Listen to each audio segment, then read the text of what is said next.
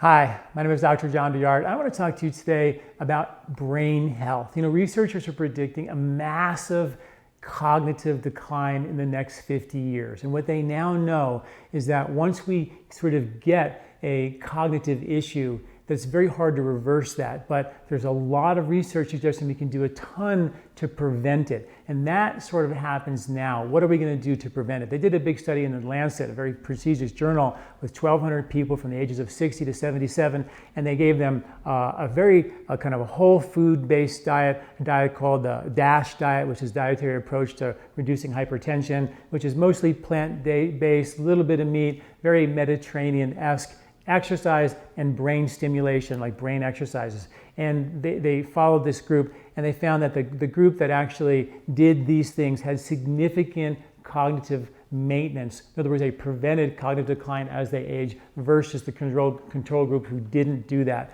So, there's so many things we can do. Exercise is so critical for the brain. It even outperforms some of the brain exercise and brain gym kind of strategies. So that's really critical. In my website at LIfeSpa.com, I give you lots of strategies for nasal breathing exercise techniques. We've done research on nasal breathing, shows that it actually pushes the brain into an alpha meditative state. In stressful situations, we know that stress makes the telomeres shorten, which means your longevity is shortened by stress. And if you can learn how to exercise and breathe through your nose and have your body and your brain respond to the exercise as a rejuvenative versus degenerative experience, that's powerful. Check out my articles and videos based on our research on nasal breathing versus mouth breathing. Huffing and puffing exercise, really, really important. Other strategies, definitely, eating from a seasonal perspective. I talk about that a lot. We put out every single month a free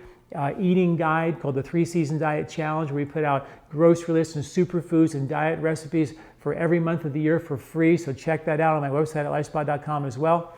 Also, there are herbs that we now know that are very, very effective at rejuvenating and supporting brain cells. They're called brain-derived neurotropic factors. And it's really interesting. There's actually a handful of them, and most of them are Ayurvedic herbs. The ones that we now know that actually increase brain cell productivity or production is an herb called bacopa, used classically for mental clarity and focus, for kids, for focus and attention issues. An herb called ashwagandha, means the strength of 10 horses, is super rejuvenative. These are not stimulants. You can take ashwagandha in the morning, run a marathon, take it before you go to bed, and sleep like a baby. So these are not stimulants, which is very, very important. The other one, turmeric, write books on turmeric and the benefit of turmeric for intestinal health, for liver health, and for brain function. Naturally supports the inflammation process. So very, very powerful, and all this new research showing us really good for the brain as well. And then the omega-3 fatty acids, the fish oils. There's loads of research that shows that actually supports really good optimal brain health as well. And then there are some deficiencies that can really set you back and undermine your success that people don't realize. Vitamin D, which is deficient in 70 to 80% of the American population, is a fat-soluble vitamin, again, supporting brain health. Vitamin B12 has shown that people who have vitamin B12 levels within the normal range, just a little on the low side, literally the brain volume begins to shrink, linked to sleep, mood, anxiety, and cognitive function. So very, very important to make sure your B12 levels are up, and I've written a bunch of articles about that. All this is listed in the article associated with this video, and I link to the articles. You can go find this information and make sure that you get the preventative health you need. Last but not least, maybe most importantly, is your blood sugar. There's an enzyme in your brain called the insulin-degrading enzyme. And what it does is it degrades insulin, because the brain loves sugar, but not too much. Can't be too little, can't be too much, it has to be just right, like the 3 little bears, right? And if the sugar is too much, the insulin-degrading enzyme takes it out of your brain, spares your brain. But that insulin-degrading enzyme is also involved in taking plaque and toxins out of your brain. So if the next 30 years your brain is busy taking extra sugar and desserts out of your brain, then it may unfortunately leave the plaque.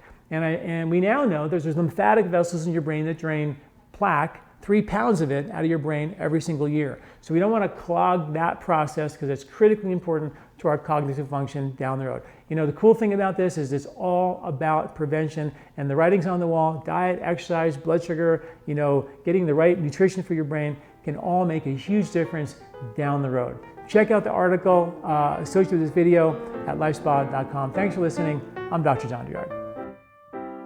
Hi, did you like this video?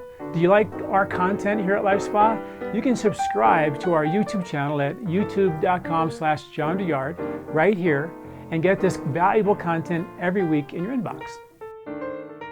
This recording is brought to you by LIfeSpa, where ancient Ayurvedic wisdom meets modern science. Get access to free health video newsletters by Dr. John at LIfeSpa.com.